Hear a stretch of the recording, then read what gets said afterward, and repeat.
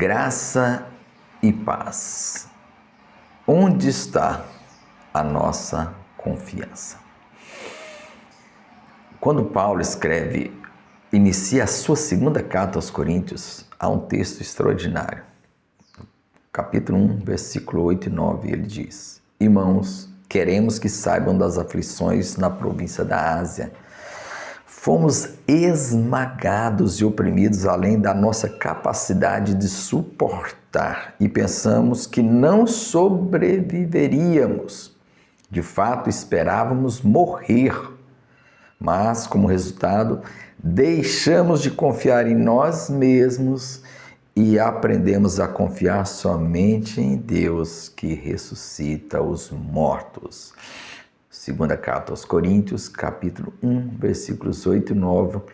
Esta é a nova versão transformadora.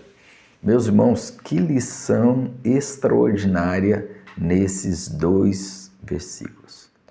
O apóstolo Paulo está aqui resumindo para os coríntios, contando a experiência, e que nessa experiência ele passou junto com seus companheiros um momento de aflição extremamente grande.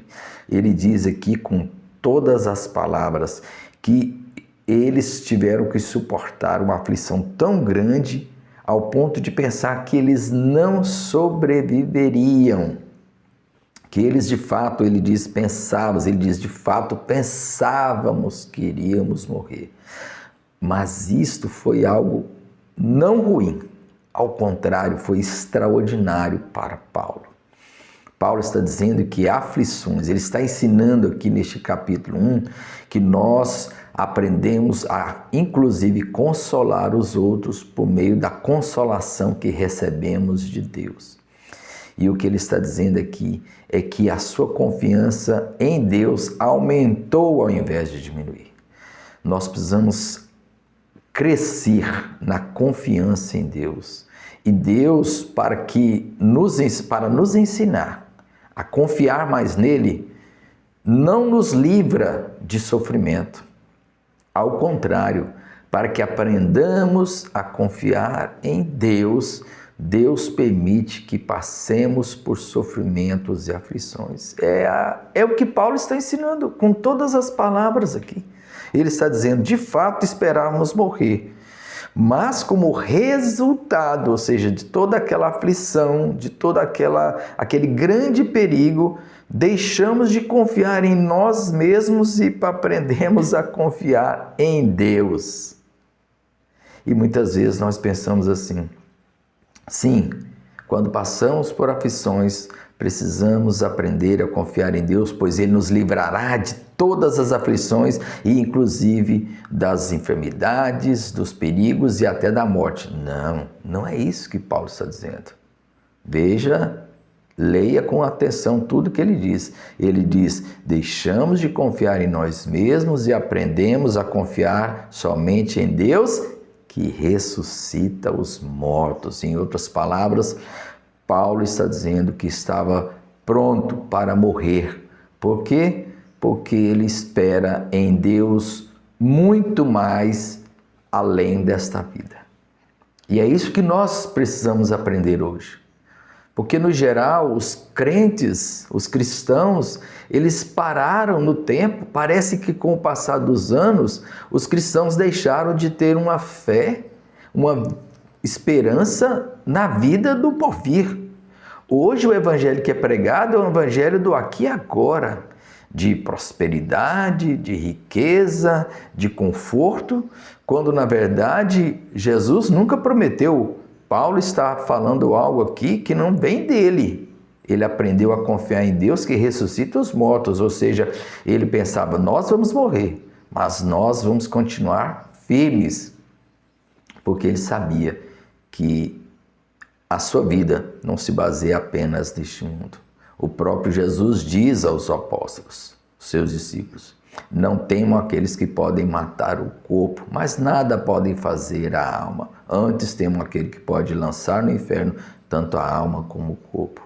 Em outras palavras, Jesus está dizendo, não se preocupem com este mundo ou com essa vida aqui. Essa vida é passageira. Um dia todos vocês vão morrer mesmo. Mas a única coisa que os inimigos de vocês podem fazer, no máximo, é tirar a vida terrena de vocês, mas jamais tirarão a vida eterna. Por isso o apóstolo Paulo, esse mesmo que escreveu a segunda carta aos Coríntios, ele diz lá em Romanos: porque eu estou bem certo de que nem a morte, nem a vida, nem os anjos, nem os principados, nem coisas presentes, nem do porvir, nem poderes, nem altura, nem profundidade, nem qualquer outra criatura poderá separar-nos do amor de Deus que está em Cristo Jesus, nosso Senhor. A nossa esperança não é aqui nessa vida, meus irmãos. Nós precisamos levar a sério este evangelho. Nós temos que parar de crer nesse evangelho que está sendo pregado por aí, um evangelho ufanista, um evangelho que fala só de conforto, de riqueza, de bem-estar, inclusive mental, emocional, pregado pelos coaches, pregado por essas igrejas que ficam ensinando que a alegria, a felicidade está aqui. Não, a verdadeira felicidade e a alegria é no porvir. Nós precisamos sim ter a fé e a esperança de que vamos, claro, ter a vida eterna ainda aqui, uma vida de alegria na presença do Senhor, mas não é aqui. Aqui não é o descanso. O que Paulo nos ensina é que, apesar de que todos nós corremos o risco, e ele estava correndo o risco de morrer, ele aprendeu com aquele sofrimento a deixar de confiar em si mesmo para confiar em Deus. Deus permitirá sofrimento em minha vida e em sua vida, porque a nossa esperança não está aqui. Sabe, deixe de dar ouvidos a essas igrejas que hoje podem estar aí repletas de membros, de pessoas pregando o evangelho que agrada o coração e o ego das pessoas. Não. Nós temos que renunciar aos nossos interesses, tendo a certeza, a convicção de que a alegria está na vida eterna e não nessa vida terrena e passageira. Que Deus te abençoe.